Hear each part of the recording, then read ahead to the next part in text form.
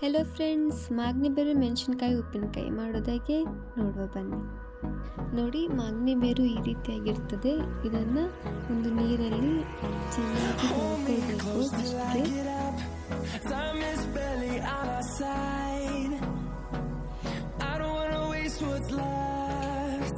ಎಲ್ಲ ನೀರಲ್ಲಿ ಚೆನ್ನಾಗಿ ತೊಳ್ಕೊಂಡಾದ್ಮೇಲೆ ಒಂದು ಬಟ್ಟೆಯಲ್ಲಿ ಇದನ್ನು ಒರೆಸ್ಕೊಂಡು ಕೊಳೆ ಎಲ್ಲ ಹೋಗ್ತದೆ.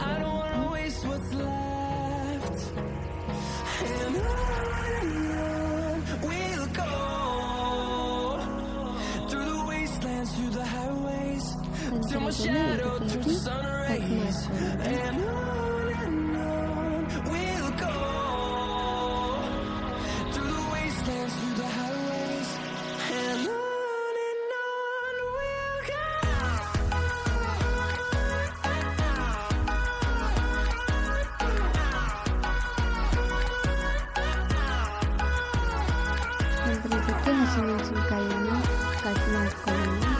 ನೋಡಿ, ಈ ರೀತಿಯಾಗಿ ಕಟ್ ಮಾಡಿ ಹಾಕ್ಕೋಬೇಕು. ಇದರಿಂದ ಅದಕ್ಕೆ ಖಾರ ಚೆನ್ನಾಗಿ ಹಿಡಿದಿಟ್ಕೊಳ್ತದೆ.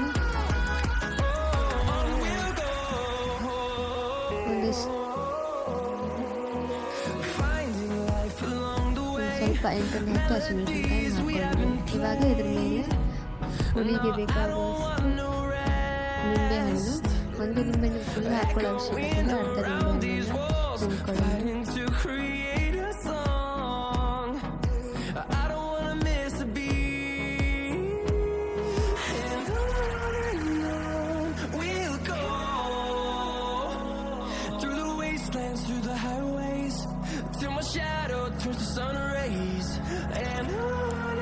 ನಂತರ ಇದಕ್ಕೆ 1/2 ಕಪ್ ಆಗುವಷ್ಟು ಜೀರಿಗೆ ತಗೊಂಡು ಅದನ್ನು ಮಿಕ್ಸಿಯಲ್ಲಿ ಗ್ರೈಂಡ್ ಮಾಡ್ಕೊಳ್ಳೋಣ.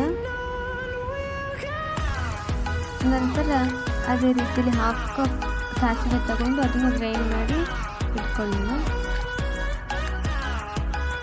ಎಣ್ಣೆ, ಇಂಗು, ಅರಿಶಿನ ಇದನ್ನೆಲ್ಲ ಒಂದು ಕಡೆ ಇಟ್ಟು ಒಂದೊಂದಾಗಿ ಇದನ್ನು ಬೆರೆಸ್ತಾ ಹೋಗೋಣ. ಮೊದಲಿಗೆ ಇಂಗು ಹಾಕೊಳ್ಳೋಣ.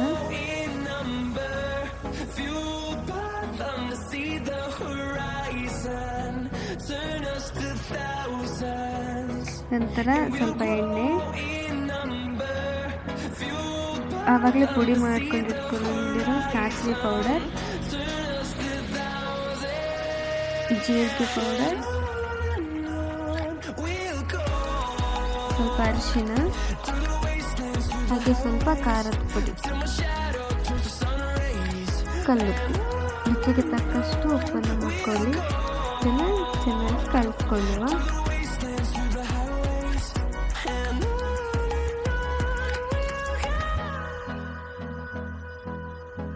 ಎಲ್ಲ ಕಲಿಸ್ಕೊಂಡಾದ ನಂತರ ನಾನೊಂದು 2 ಡೇಸ್ ಹಾಗೆ ಬಿಡಬೇಕು. ಎಲ್ಲ ಹಿಡಿದಿಟ್ಕೊಳ್ಳೋಕ್ಕೆ ಇದಕ್ಕೆ ಟೈಮ್ ಬೇಕು. ಇವಾಗ ರುಚಿ ನೋಡಿ ಏನು ಹೇಳ್ತಾರೆ ನೋಡೋಣ. ಓ ಸೂಪರ್!